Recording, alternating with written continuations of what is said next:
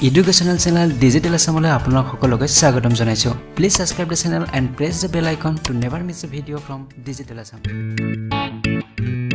নমস্কাৰ আজিৰ ভিডিঅ'ত আমি আলোচনা কৰিম KKHSOU ৰ আন্ডাৰত চলি থকা ODL D.El.Ed ৰ কিছু ইম্পৰ্টেন্ট প্ৰশ্ন উত্তৰ বিভিন্নজনে মোৰ NIS ৰ যিবিলাক ভিডিঅ' বনাইছিল তাত কমেন্ট কৰিছিল ODL D.El.Ed ৰ ওপৰত কিছু প্ৰশ্ন উত্তৰ বনাবলৈ আৰু ম্যাক্সিমামে কমেন্ট কৰিছিল পেপাৰ 5 ৰ ওপৰত বনাবলৈ আৰু পেপাৰ 5 খন হৈছে Proficiency in English ৰ ওপৰত গতিকে এইখন ইংলিশ পেপাৰ হয় ইয়াত ইংৰাজীতে লিখিব লাগিব সকলোৱে সো আজিৰ ভিডিঅ'ত আমি ইউনিট 1 ৰ 15টা ইম্পৰ্টেন্ট কোৱেশ্চন আনসাৰ ডিসকাস কৰিম প্ৰথম প্ৰশ্নটো লৈছো হোৱাট ইজ ল্যাঙ্গুৱেজ ভাষা কি বা ভাষা কাক বোলে language a system of conventional spoken manual or written symbols by means of which human beings as a member of a social group and participants in its culture express themselves so ভাষাটো খদায় সাংকেতিক চিহ্ন হিচাপত ব্যৱহাৰ কৰা হয় আমাৰ মনৰ ভাৱ প্ৰকাশ কৰাৰ কাৰণে আমি যিখন সমাজত থাকো সেই সমাজখনৰ আন মানুহৰ লগত যদি আমি কমিউনিকেট কৰিব লাগে তেনেহলে আমাক ভাষাৰ প্ৰয়োজন হয় গতিকে যাৰ জৰিয়তে আমি নিজৰ কালচাৰ নিজৰ মনৰ কথাবিলাক আমি আনজনৰ আগত এক্সপ্ৰেছ কৰিব পাৰিম বা প্ৰকাশ কৰিব পাৰিম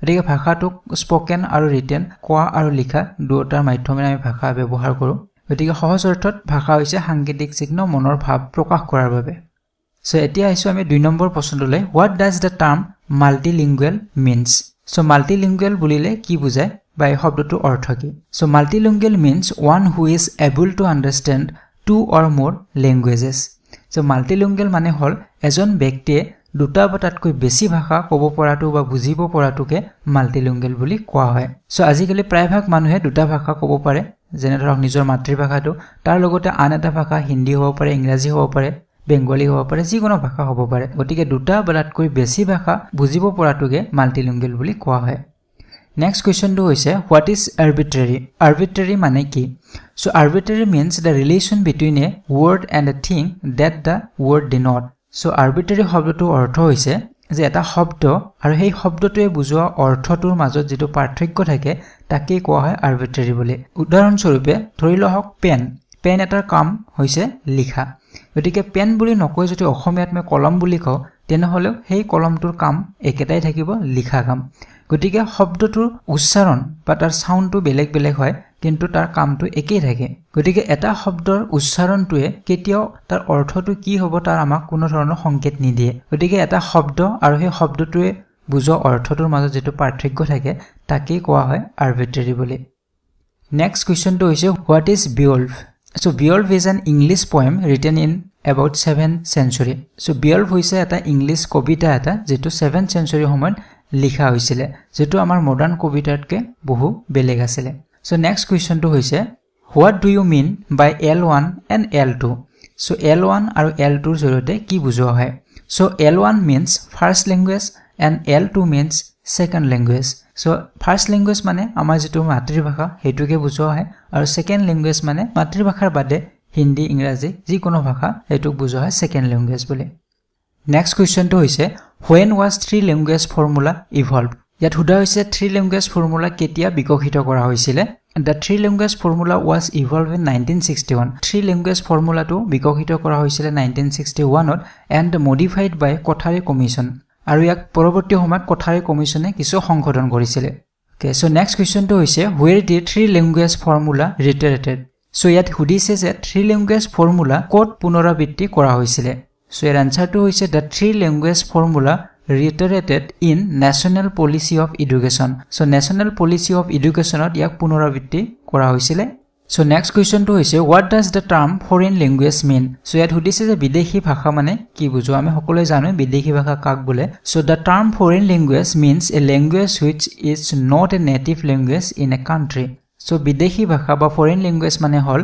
enekwa bhasha ji bhasha amar dekhor sthaniyo bhasha nohoy jene dhorok english to amar sthaniyo bhasha nohoy gotike english to hoise foreign linguistic tik tenore french hobo pare spanish hobo pare chinese hobo pare ei bilak bhasha hoise foreign language so next question to hoise when did the English language get the status of an associate official language so yat huda hoise je ketia English bhasha to sohokari official language hisabot স্বীকৃতি দিয়া হৈছিল the English language got the status of an associate official language in 1965 gotike 1965 ot ইংৰাজী ভাষা to sohokari official language hisabot স্বীকৃতি পাইছিল next question English is not really an alien language to us It is the language of our intellectual makeup but not our emotional makeup. Who says?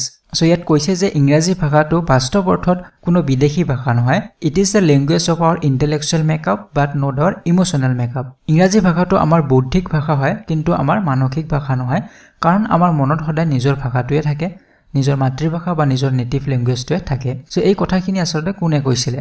So এই স্টেটমেন্টটো দিছিলে ৰাজা ৰাওয়ে দিছিলে. So this statement is made by Raja Rao. Next question, mention the usage of language. যে আমাৰ ভাষাৰ ব্যৱহাৰ, আমি কি কি ক্ষেত্ৰত ভাষা ব্যৱহাৰ কৰো? In general terms we use language for two reasons. সাধাৰণ অৰ্থত আমি ভাষাক দুটা কাৰণত ব্যৱহাৰ কৰো. One is social and other is non social. এটা হৈছে সামাজিক আৰু আনটো হৈছে অসামাজিক. সো সামাজিকভাৱে আমি ভাষা এটা কেতিয়া ব্যৱহাৰ কৰো? যেতিয়া আমি নিজৰ মনৰ ভাৱ আন এজন মানুহক ক'ব লাগে বা সমাজৰ আন মানুহৰ লগত আমি কমিউনিকেট কৰিব লাগে, তেতিয়া ভাষাটোক সামাজিকভাৱে ব্যৱহাৰ কৰা হয়.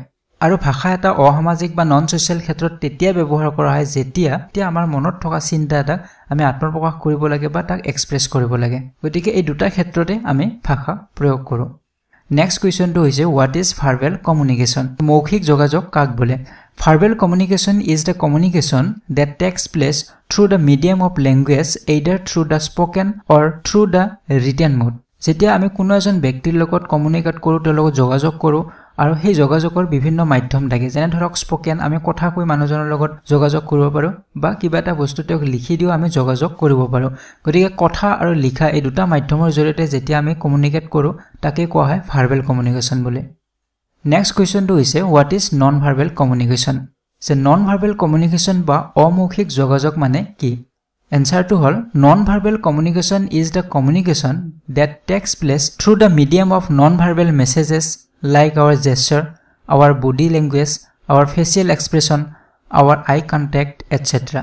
যেতিয়া আমি কোনো এজন ব্যক্তিৰ লগত যোগাযোগ কৰো, সেই যোগাযোগটো যদি নন ভাৰ্বেল মেছেজ হয়, যেনে ধৰক ইংগিতৰ জৰিয়তে কাৰোবাক আমি মাতিছো, কাৰোবাক হাত বাউলি দিছো, বা আমাৰ বডি ল্যাঙ্গুৱেজৰ জৰিয়তে আমি কিবা এটা দেখাব বিচাৰিছো, বা আমাৰ মুখৰ এক্সপ্ৰেছনৰ জৰিয়তে আমি কিবা এটা কথা ক'ব বিচাৰিছো, বা আই কণ্টেক্টৰ জৰিয়তে ক'ব বিচাৰিছো, সেইবিলাকক কোৱা হয় নন ভাৰ্বেল কমিউনিকেশ্যন বুলি. কাৰণ বিভিন্ন ক্ষেত্ৰত কেতিয়াবা আমি কাৰোবাক হাতেৰে মাতিব লগা হয় বা চকুৰো আমি ইংগিত দি তেওঁক কিবা এটা বুজাব বিচাৰিছো, কিন্তু লিখা আৰু কোৱাৰ মাধ্যমেৰে আমি কমিউনিকেট কৰা নাই. গতিকে এনেকুৱা ধৰণৰ কমিউনিকেশ্যনক নন ভাৰ্বেল কমিউনিকেশ্যন বুলি কোৱা হয়. এতিয়া নেক্সট কুৱেশ্যনটো হল what does the term language rich classroom refer to? যে language rich classroom মানে কি বুজা হয়? It refers to a classroom where there is sufficient language input both oral and written. So বৰ্তমান সময়ত যিবিলাক মডাৰ্ণ ক্লাছৰুম, সেইবিলাকত যদি আমি সোমাও, তাত দেখা পাম যে ক্লাছৰুমটোৰ ৱালবিলাকত বিভিন্ন ধৰণৰ চাৰ্টছ থাকে, বিভিন্ন ধৰণৰ পিকচাৰ থাকে, তাত বিভিন্ন এলফাবেটছ বিলাক লিখা থাকে, ৱৰ্ডছ বিলাক, শব্দবিলাক লিখা থাকে, পিকচাৰৰ জৰিয়তে কিছুমান ৱৰ্ড লিখা আছে, এনেকুৱা ধৰণৰ থাকে. সো যিবিলাকৰ জৰিয়তে ষ্টুডেণ্টছ বিলাক ক্লাছৰুমত অকল পঢ়াৰ দ্বাৰাই নহয়, চাইও তেওঁলোকে কিছু কথা শিকিব পাৰে. গতিকে এনেকুৱা ধৰণৰ ক্লাছৰুম বিলাককে ল্যাঙ্গুৱেজ ৰিচ ক্লাছৰুম বুলি কোৱা হয়, য'ত ভাষা এটা শিকাৰ কাৰণে সকলোবিলাক তাত পদ্ধতি আছে, বা ভাষা এটা শিকাৰ কাৰণে সকলোবিলাক উপায় তাত আছে. এতিয়া লাষ্ট যেটো কুৱেশ্যন, 15 নম্বৰ কুৱেশ্যনটো হৈছে what is the other name of language rich classroom? যে ল্যাঙ্গুৱেজ ৰিচ ক্লাছৰুমৰ আন এটা নাম কি, বা আন কি নামেৰে জনা যায়? প্ৰিণ্ট ৰিচ ক্লাছৰুম বুলিও জনা যায়. প্ৰিণ্ট শব্দটো এই কাৰণে দিয়া হৈছে কাৰণ তাত প্ৰিণ্টিং মেটেৰিয়েলসমূহ ইউজ কৰা হয়, ৱালবিলাকত ফটোবিলাক প্ৰিণ্ট কৰি আঁৰি দিয়া হয়, সেই কাৰণে প্ৰিণ্ট ৰিচ ক্লাছৰুম বুলিও কোৱা হয়.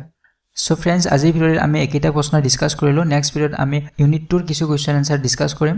গতিকে ভিডিঅ'টি যদি ভাল পাইছে তেনে লাইক আৰু শ্বেয়াৰ কৰিব নাপাহৰিব, আৰু চেনেলটি ছাবস্ক্ৰাইব কৰিবলৈ একেবাৰে নাপাহৰিব. ইয়াৰ উপৰিও আপোনালোকে ফেচবুক পেজটো লাইক কৰিব, লিংক ডিছক্ৰিপশ্যন বক্সত দিয়া আছে, য'ত আপোনালোকে ইনষ্টেণ্ট আপডেটসমূহ পাই থাকিব. So friends, see you in the next one. Till then, goodbye.